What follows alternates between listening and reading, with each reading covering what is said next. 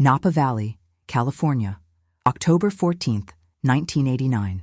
The morning air hung crisp and clear over Napa Valley as the sun painted the vineyards in shades of amber and gold. It was the kind of perfect autumn day that drew tourists from across the country to experience the region's famous hot air balloon rides. Christopher Taylor, a seasoned pilot with over 15 years of experience, arrived at the launch site before dawn to prepare for what should have been a routine tourist flight.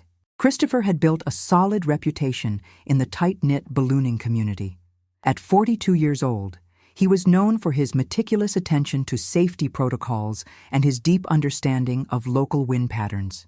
He had logged thousands of flight hours without a single serious incident. That morning, he was scheduled to take a small group on a sunrise tour over the valley's sprawling vineyards and rolling hills. "So glad to have you here. Comment your city so I can bring cases from your region and also know where you're watching me from." The pre-flight preparations appeared normal. Witnesses at the launch site observed Christopher conducting his standard equipment checks, inflating the balloon's massive envelope with methodical precision. The weather conditions seemed ideal with light winds and excellent visibility. At approximately 6:15 in the morning, the balloon lifted off smoothly, carrying Christopher and his equipment skyward. What happened next would haunt investigators for decades. The balloon ascended normally, drifting eastward as planned. Several early rising vineyard workers spotted the colorful envelope floating peacefully above the landscape. But as the morning progressed and Christopher failed to return to the designated landing zone, concern began to mount. By noon, when there had been no contact from the pilot, authorities were notified. Search and rescue teams immediately launched operations, scouring the valley and surrounding hillsides. The search focused on areas within the typical drift range for morning flights, considering the recorded wind conditions. Helicopters swept over the terrain while ground crews checked every accessible location where a balloon might have landed. 3 days into the search, hikers discovered the balloon's wicker basket in a remote section of the eastern mountains, approximately 30 miles from the launch site. The discovery sent shockwaves through the investigation. The basket showed signs of a rough landing, with damage to one side and torn securing ropes. But Christopher was nowhere to be found. More troubling were the items missing from the basket. Essential safety equipment that should have been present, including the pilot's emergency radio and his personal locator beacon, were gone. Christopher's jacket remained in the basket, along with his flight log, but his emergency pack had vanished. The envelope of the balloon was never located, despite extensive aerial searches of the surrounding wilderness.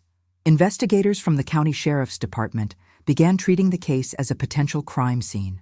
The peculiar circumstances raised immediate questions. Had Christopher deliberately removed the safety equipment before the flight? Had someone else tampered with the balloon? Or had something happened during the flight that forced him to abandon the basket?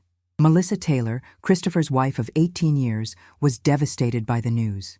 She insisted that her husband would never have left voluntarily, especially not without telling her or their 2 teenage children.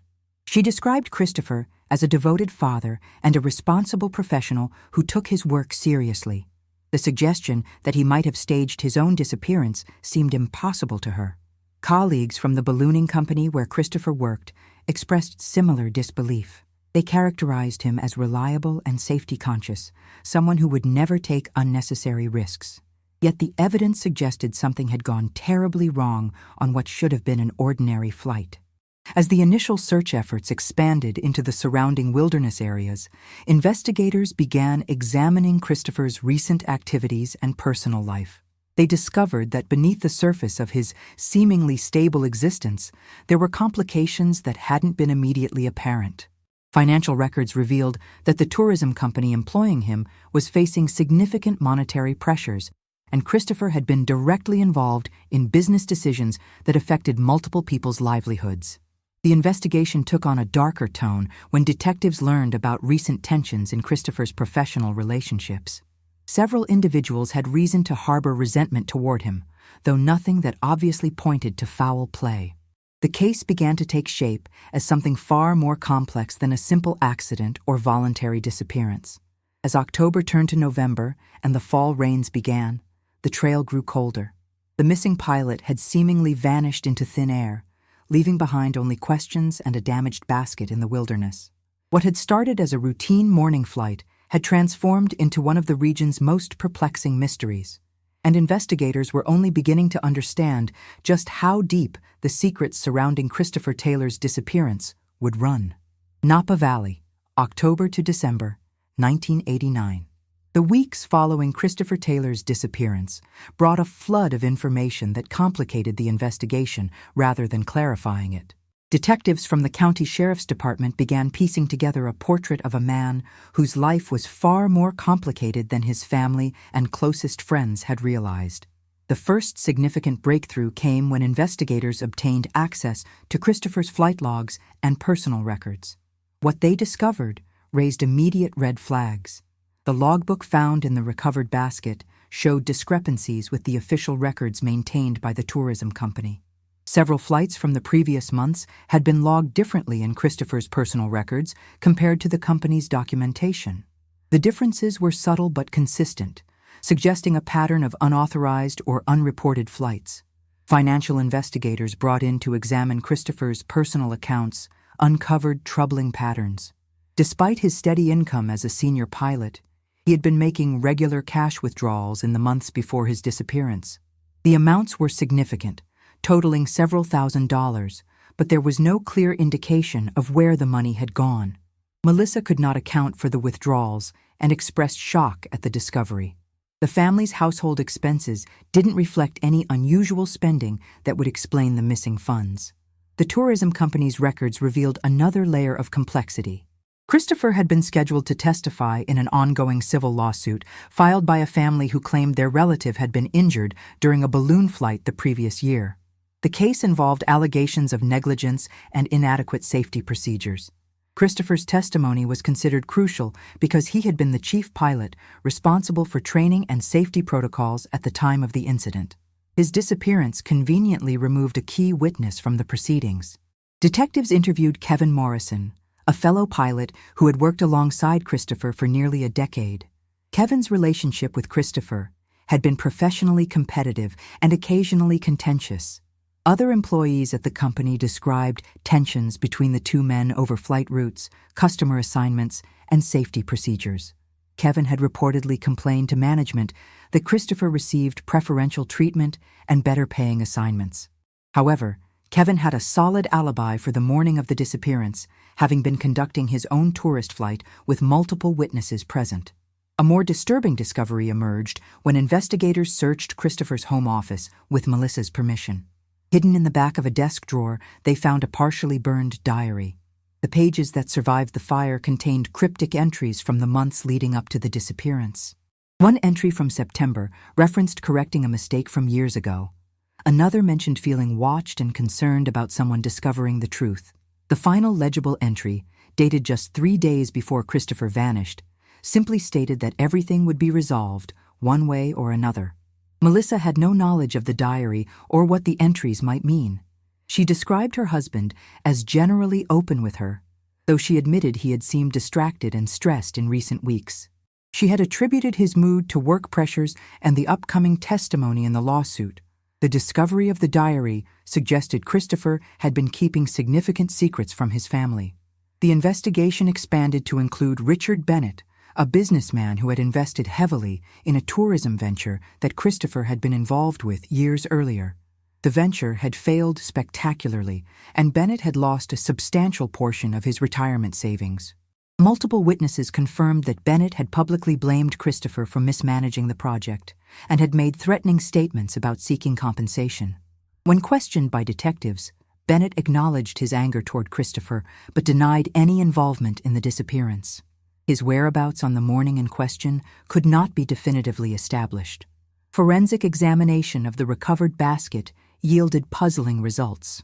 Investigators discovered that several key safety components had been deliberately removed before the flight, not torn away during a crash landing. The attachment points showed clean cuts rather than stress fractures.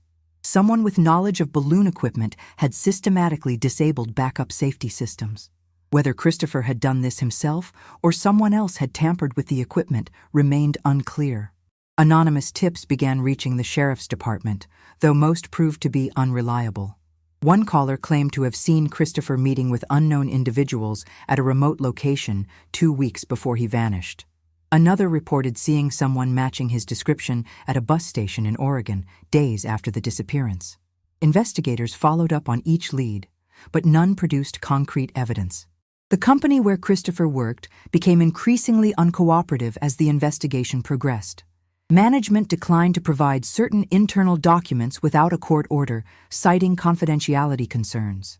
When investigators finally obtained the records through legal channels, they discovered a pattern of complaints about safety practices that had been filed and apparently ignored. Christopher's name appeared in several of these reports, both as someone raising concerns and as someone whose methods had been questioned. As winter approached, the investigation reached a frustrating stalemate. Physical evidence was limited to the damaged basket and the cryptic diary entries. Potential suspects had weak motives or solid alibis. Christopher's fate remained unknown, with no body discovered despite extensive searches. The case began its slow transition from active investigation to cold case status. But buried in the growing file of evidence and witness statements were clues that would eventually point to a truth far stranger than anyone investigating in 1989 could have imagined. The key to solving the mystery lay not in human testimony or financial records, but in understanding the invisible forces that had carried Christopher Taylor away that October morning, forces that wouldn't be properly analyzed for more than 3 decades.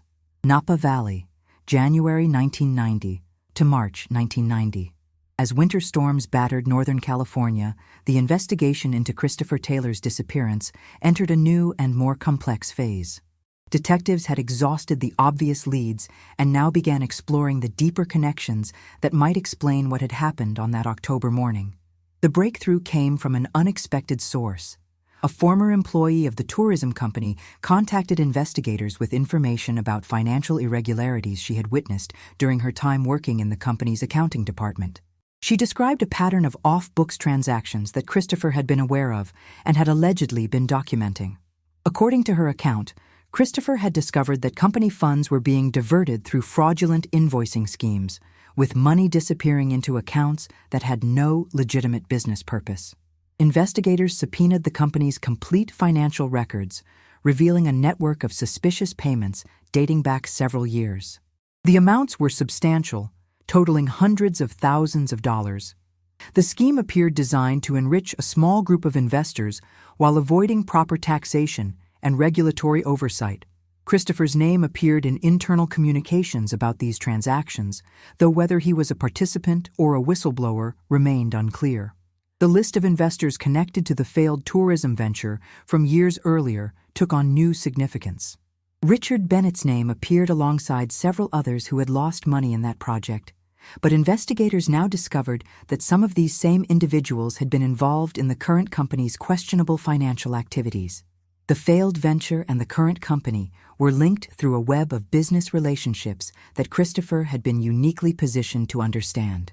Melissa provided investigators with boxes of documents from Christopher's home office that she had initially overlooked.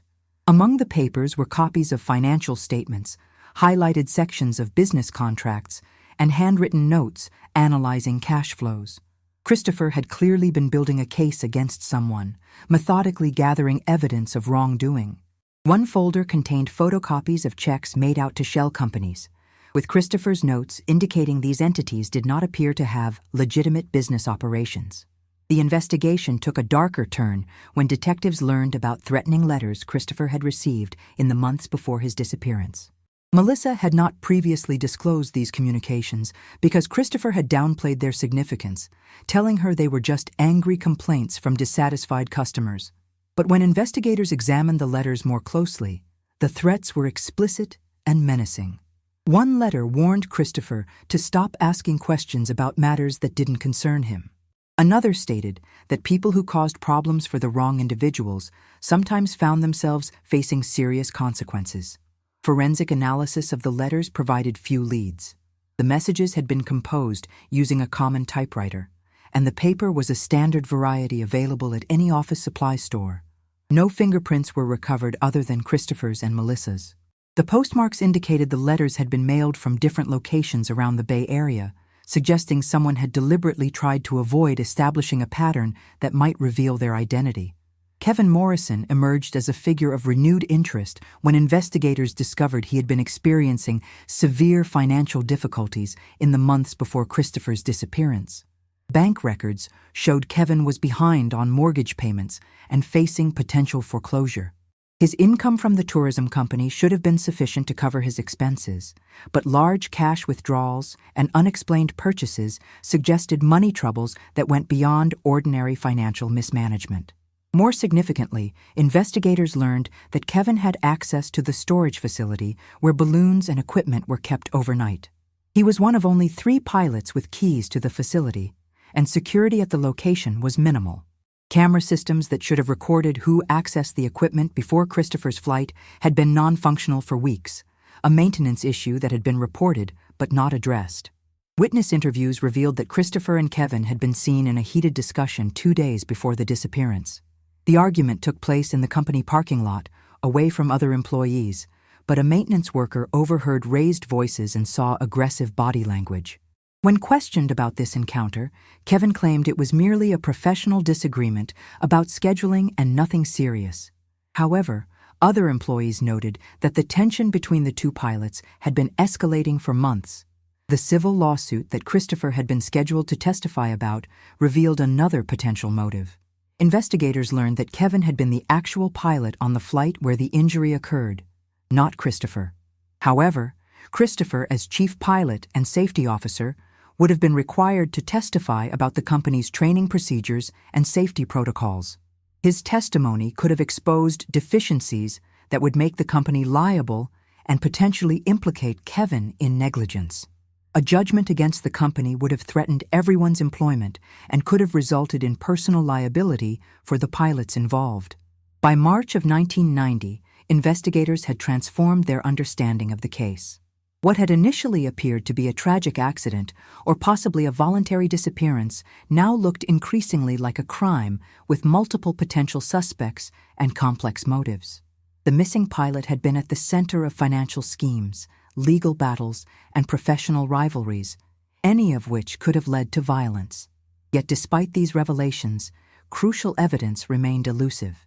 No witnesses had seen anyone tampering with Christopher's balloon equipment. No physical evidence directly linked any suspect to the basket found in the mountains. Christopher's body had not been recovered, and without remains, proving that a crime had occurred rather than an accident remained challenging. The investigation officially transitioned from a missing person case to a suspected homicide, though prosecutors acknowledged that bringing charges would be difficult without more definitive proof. The file grew thicker with each passing week, filled with financial records, witness statements, and forensic reports that painted a picture of a man who had been living on the edge of multiple dangers. What investigators did not yet understand was that the most important evidence in the case was not contained in any document or witness testimony. The answer to Christopher Taylor's fate was written in the wind itself, in atmospheric patterns and meteorological data that would not be properly analyzed for more than 30 years. The truth was waiting in the sky, invisible but undeniable, for someone with the right knowledge and determination to finally decode it. 1990 to 2023, the Christopher Taylor case gradually faded from public attention as the investigation stalled and years passed without resolution. By the summer of 1990, detectives had exhausted their immediate leads, and the case file was transferred to the Cold Case Division. The mystery of what happened that October morning became one of many unsolved disappearances that haunted law enforcement records. Melissa Taylor faced an agonizing decision in the years following her husband's vanishing. California law allowed her to have Christopher declared legally dead after 7 years, which would have provided closure and allowed her to settle his affairs and move forward with her life. Yet she refused to take that step. Some part of her held on to the hope that answers might still emerge, that the truth about what happened to her husband might someday be discovered. She kept his belongings, maintained his office space as he had left it, and continued to mark his birthday each year. The tourism company where Christopher had worked underwent significant changes in the decade following his disappearance. The civil lawsuit that Christopher had been scheduled to testify about was settled out of court for an undisclosed sum. Several of the investors connected to the financial irregularities investigators had discovered quietly withdrew from the business. Kevin Morrison continued working as a pilot for several more years before eventually leaving the company and relocating to Arizona. Richard Bennett, the investor who had lost money and made threats against Christopher, passed away in 2003 from natural causes, taking whatever knowledge he possessed about the case with him. The investigation officially went cold, but it was never formally closed. Every few years, a new detective would review the file, hoping fresh eyes might spot something previous investigators had missed. Advanced forensic techniques became available that could theoretically be applied to the evidence. But without new leads or physical remains to test, these capabilities offered little practical value. The basket recovered from the mountains remained in an evidence locker, a silent witness to events no one could fully explain. Christopher and Melissa's children grew up carrying the weight of their father's unresolved disappearance. They graduated from high school, attended college, and built their own lives. But the absence of closure about what had happened to their father remained a wound that never fully healed. Family gatherings were marked by an unspoken awareness of the missing person who should have been present. In the broader ballooning community, Christopher Taylor's disappearance became something of an urban legend. Pilots would occasionally reference the case when discussing safety protocols or the dangers of equipment failure. Various theories circulated about what might have happened, ranging from plausible accident scenarios to elaborate conspiracy theories involving organized crime or witness protection programs.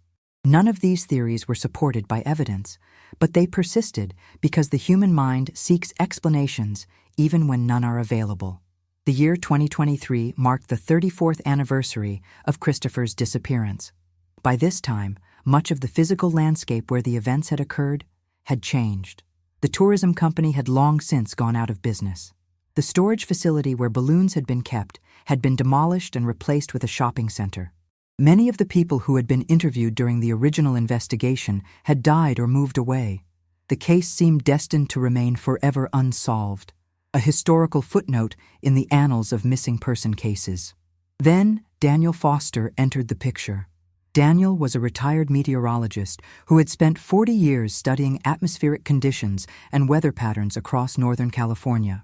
In his retirement, he had developed an interest in historical mysteries, particularly those involving aviation or weather-related incidents. He enjoyed using his professional expertise to analyze old cases, applying modern meteorological knowledge and computational tools to historical events. Daniel first encountered the Christopher Taylor case while researching regional weather patterns from 1989 for an unrelated project. A brief mention in a local newspaper archive about the balloon pilot's disappearance caught his attention. The article described the search efforts and noted that the basket had been found approximately 30 miles from the launch site, a distance that seemed unusually far given the reported wind conditions that morning. His professional curiosity aroused, Daniel began gathering every piece of meteorological data he could find from October 14, 1989. He obtained archived records from the National Weather Service, examined historical satellite imagery that had been digitized in recent years, and tracked down surface observation reports from airports and weather stations throughout the region. He then used modern atmospheric modeling software to reconstruct the exact conditions that had existed on that specific morning more than 3 decades earlier. What Daniel discovered in the data startled him. The official weather reports from that day had described calm conditions with light winds, the kind of weather that should have produced a routine balloon flight with predictable drift patterns. However, when Daniel analyzed the complete atmospheric profile, including upper-level wind data that had not been readily available to investigators in 1989, he identified something extraordinary. A rare meteorological phenomenon had occurred that morning, a convergence of unusual atmospheric conditions that created a powerful but localized wind current at the exact altitude where hot air balloons typically operate. This phenomenon, known as a low-level jet stream, had formed due to the interaction of several weather systems and topographical features. The resulting wind current had been strong enough to carry a balloon far beyond normal drift distances, potentially transporting it dozens of miles from where searchers had focused their efforts. Most significantly, Daniel's analysis suggested that the wind pattern would have pushed a balloon not just eastward into the mountains where the basket had been found, but potentially much further into remote wilderness areas that had never been thoroughly searched. The original search perimeter had been based on reasonable assumptions about how far a balloon could have traveled given the reported surface conditions, but those assumptions had not accounted for the powerful upper-level winds that Daniel's analysis now revealed. Daniel spent months refining his calculations and verifying his findings. He consulted with other meteorologists and reviewed his methodology repeatedly to ensure accuracy. The more he studied the data, the more convinced he became that the search for Christopher Taylor had been looking in the wrong places. The balloon had not crashed where the basket was found. Something had caused the basket to separate from the envelope, but the balloon itself, with potentially Christopher still aboard or his remains, had been carried much further by winds that no one in 1989 had known existed. In early 2023, Daniel compiled his research into a detailed report and contacted the county sheriff's department. He explained his findings and proposed a new search area based on his atmospheric analysis. Initially, his suggestions were met with skepticism. The case was more than 3 decades old, and previous leads had all proven fruitless. However, the thoroughness of Daniel's research and the scientific rigor of his approach eventually convinced officials to take his theories seriously. By late spring of 2023, plans were underway to conduct a new search operation in the remote wilderness area identified by Daniel's wind pattern analysis. Modern technology, including drones equipped with advanced sensors and ground-penetrating radar, would be deployed to survey terrain that had been inaccessible or overlooked during the original search efforts 34 years earlier. For Melissa Taylor, now in her 70s, the news brought a complicated mixture of hope and apprehension. After decades of uncertainty, she might finally learn what had happened to her husband. The prospect of closure after so many years was both comforting and terrifying. Whatever the search might reveal, it would transform a mystery into a known truth, replacing endless questions with definitive answers that could not be undone. Cascade Mountain Range, California, June 2023. The search operation, launched in early June of 2023, represented a collaboration between multiple agencies and the application of technologies that had not existed when Christopher Taylor first disappeared. The county sheriff's department coordinated with state park rangers, search and rescue volunteers, and private drone operators to survey the remote wilderness area identified by Daniel Foster's meteorological analysis. The target zone lay approximately 80 miles northeast of the original launch site, far beyond the perimeter that had been searched in 1989. The terrain was forbidding, characterized by steep ravines, dense forest coverage, and rocky outcroppings that made ground access extremely difficult. This region had been considered too distant to warrant investigation 3 decades earlier, but Daniel's wind pattern calculations suggested it as the most probable destination for a balloon carried by the unusual atmospheric currents that morning. Modern drone technology proved essential to the search effort.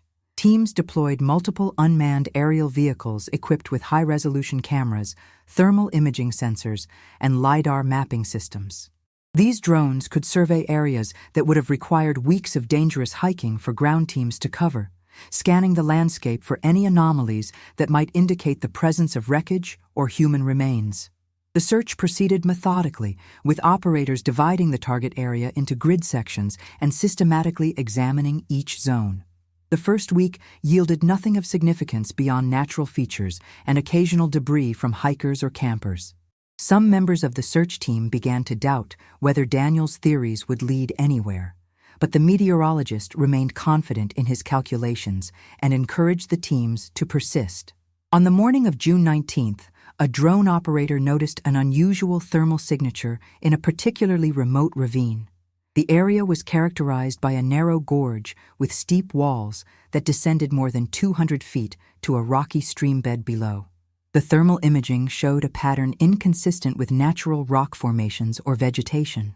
When the operator maneuvered the drone closer for visual inspection, he observed what appeared to be weathered fabric partially concealed beneath overgrown brush and fallen branches. Ground teams immediately mobilized to reach the location, a journey that required several hours of careful hiking through difficult terrain. When they finally descended into the ravine using climbing equipment, they confirmed the drone operator's observation. Partially buried beneath decades of accumulated natural debris were the unmistakable remains of a hot air balloon envelope. The fabric, though severely deteriorated by exposure to weather and time, still showed traces of the distinctive color pattern that matched descriptions of Christopher Taylor's balloon from 1989. The discovery galvanized the search effort. Teams established a careful perimeter around the site and began the painstaking process of excavating and documenting everything in the area. Forensic specialists were brought in to ensure proper handling of what had become a potential crime scene, despite the passage of 34 years. As investigators carefully removed layers of decomposed vegetation and sediment, additional items emerged. They found pieces of the balloon's burner assembly, metal components that had survived the decades better than the fabric envelope. Navigation instruments, corroded but identifiable, confirmed this was indeed Christopher's balloon.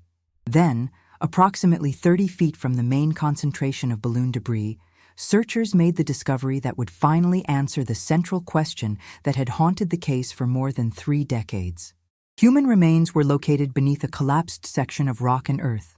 The skeletal remains were incomplete, scattered by time and natural processes, but forensic anthropologists confirmed they were human.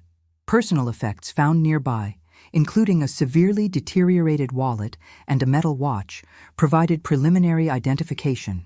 The watch bore an inscription that Melissa had described to investigators in 1989, a gift she had given Christopher on their 10th wedding anniversary. Forensic examination of the remains and the surrounding scene began to reveal what had happened in Christopher Taylor's final hours. The evidence suggested he had survived the initial crash landing in the ravine. The balloon had clearly descended rapidly and impacted the ravine floor with considerable force, but the envelope had provided some cushioning effect. Christopher had apparently been thrown clear of the basket during impact, which explained why the basket found in 1989 had been empty. The remains were discovered in a position suggesting Christopher had attempted to climb out of the ravine. Investigators found evidence that he had tried to scale the steep walls, desperately seeking a way to signal for help or reach a location where he might be spotted by search aircraft. The ravine's narrow configuration and the dense forest canopy overhead would have made it nearly impossible for searchers to see him from the air, even if aircraft had flown directly overhead. Forensic analysis indicated Christopher had suffered injuries during the crash that would have made climbing impossible. Fractures to leg bones suggested impact trauma that would have severely limited his mobility. The evidence painted a tragic picture of a man trapped in an isolated location, injured and unable to escape, with rescue crews searching miles away in the wrong direction. Additional evidence found at the site provided crucial information about the sabotaged equipment that had been documented during the original investigation. The balloon's navigation and communication systems, though corroded, showed signs of deliberate tampering consistent with what had been discovered on the recovered basket in 1989. Someone had indeed interfered with Christopher's safety equipment before that fatal flight. The discovery raised as many questions as it answered. Christopher's body had been found, finally providing closure about his fate, but the circumstances that had led to the sabotage remained unclear. Why had someone tampered with his equipment? Had they intended to cause a fatal accident, or had they merely wanted to create a dangerous situation that would discredit Christopher? And most importantly, who had been responsible? As forensic teams completed their work at the ravine site and prepared to transport the remains for further analysis, investigators began the process of reopening the criminal investigation with new urgency. Evidence that had been collected in 1989 would now be re-examined using modern forensic techniques. Witnesses who had been interviewed 3 decades earlier would be contacted again if they were still alive. The case that had gone cold was suddenly burning hot once more. Daniel Foster's meteorological analysis had accomplished what seemed impossible, locating a missing person after 34 years by understanding the invisible forces that had carried him to his final resting place. But his scientific achievement had also uncovered evidence of a crime that had gone unpunished for more than 3 decades. Someone had sabotaged Christopher Taylor's balloon, and that person might still be alive, perhaps believing they had gotten away with the perfect crime. The discovery in the ravine meant their reckoning was finally at hand. Northern California, July 2023 to March 2024.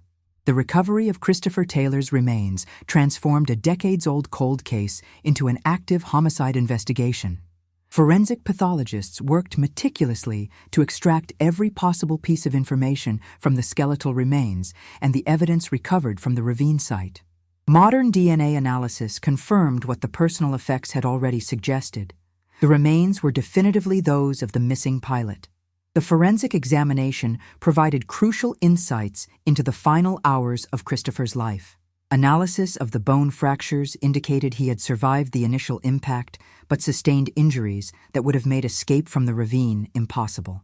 The positioning of the remains and the evidence of attempted climbing suggested he had been conscious and alert for some period after the crash, aware of his predicament but unable to summon help. The cause of death was determined to be exposure and dehydration, a conclusion that brought fresh pain to his family, even as it provided long-sought answers. Investigators turned their attention to the sabotaged equipment with renewed focus. The navigation instruments and safety systems recovered from the ravine showed clear evidence of tampering that matched the damage found on the basket in 1989. Forensic metallurgists examined cut marks on critical components, determining they had been made with professional tools by someone familiar with balloon equipment. The sabotage had been deliberate and calculated, designed to disable backup safety systems while leaving the balloon functional enough to launch. The investigation team, now augmented by cold case specialists and forensic experts, began systematically reviewing all evidence collected during the original inquiry. Financial records from 1989 were re-examined using modern analytical techniques. Phone records that had been manually reviewed decades earlier were now processed through sophisticated data analysis software that could identify patterns human investigators might have missed. Witness statements were cross-referenced and evaluated for inconsistencies or overlooked details. Kevin Morrison emerged once again as a person of significant interest. Now in his 70s and living in Arizona, Kevin was contacted by investigators and asked to provide a voluntary statement about his relationship with Christopher and the events surrounding the disappearance. Initially, Kevin maintained the same account he had given in 1989, describing his relationship with Christopher as professionally competitive but not hostile, and denying any knowledge of sabotage or foul play. However, investigators had discovered new evidence that contradicted Kevin's earlier statements.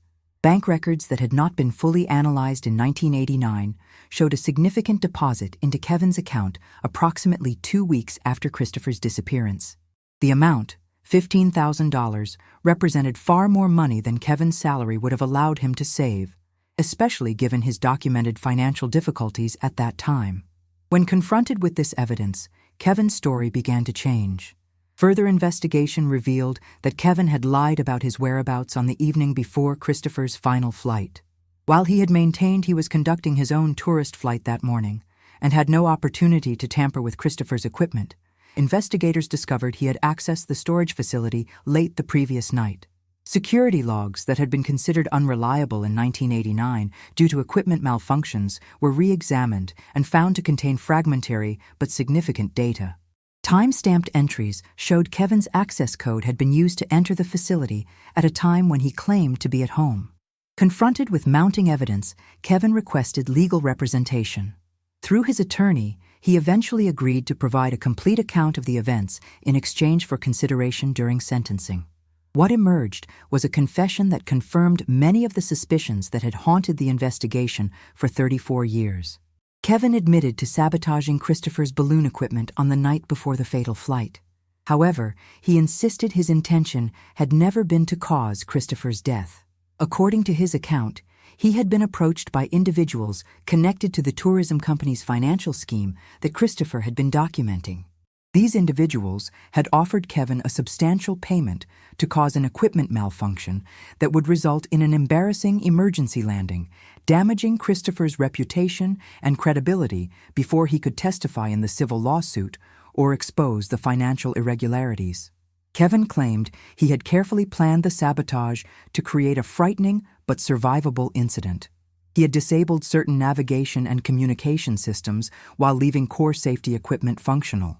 His understanding of balloon mechanics led him to believe the sabotage would cause Christopher to make an unscheduled landing in an accessible area where he would be quickly found, shaken but unharmed. Kevin insisted he had never anticipated the unusual weather conditions that Daniel Foster's research had revealed, the powerful wind currents that had carried Christopher's balloon far beyond the expected range. The confession provided answers but also raised ethical and legal complexities. Kevin had committed sabotage with intent to harm Christopher's reputation and potentially cause minor injury. But had the resulting death been murder or a tragic accident resulting from reckless endangerment? Prosecutors debated the appropriate charges, ultimately deciding on manslaughter rather than premeditated murder, along with numerous other offenses, including evidence tampering and obstruction of justice. The individuals who had allegedly paid Kevin to commit the sabotage presented another challenge. Most of the people connected to the financial scheme that Christopher had been investigating were now deceased or untraceable. The passage of 34 years had allowed the conspiracy to dissolve through natural attrition, with death and time erasing the connections that might have led to additional prosecutions. The money trail had long since gone cold, with financial institutions having destroyed records that might have identified the source of Kevin's suspicious deposit. In November of 2023, Kevin Morrison was formally charged with manslaughter, criminal sabotage, and obstruction of justice. The case proceeded through the legal system with unusual attention given the decades that had elapsed since the crime.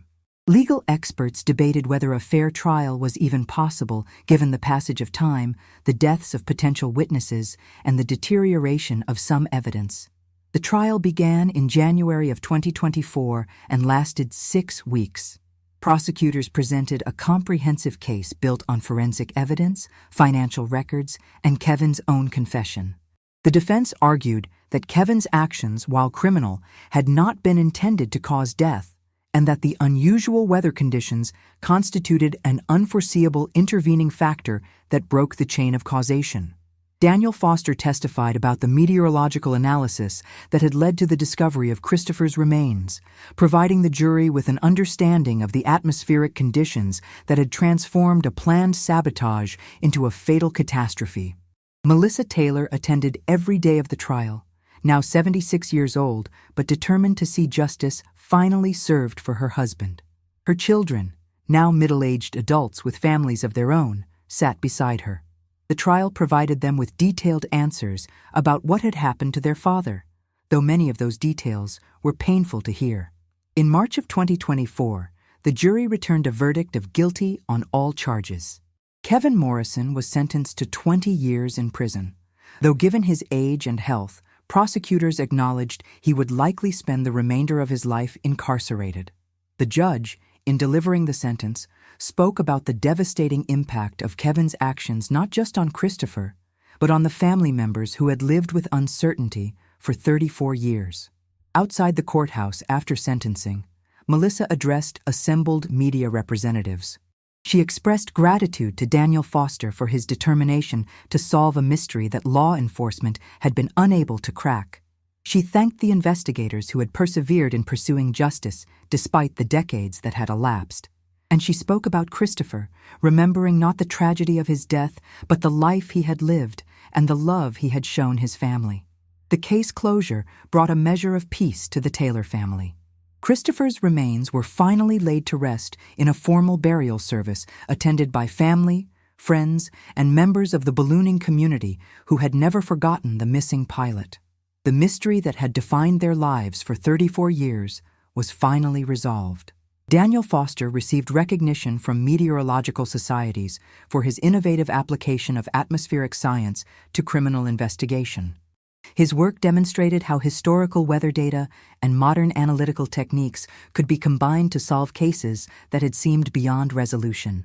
Law enforcement agencies began consulting with meteorologists on other cold cases involving aircraft or outdoor incidents where weather might have played an unrecognized role. The Christopher Taylor case became a testament to the power of perseverance and the value of applying new perspectives to old problems.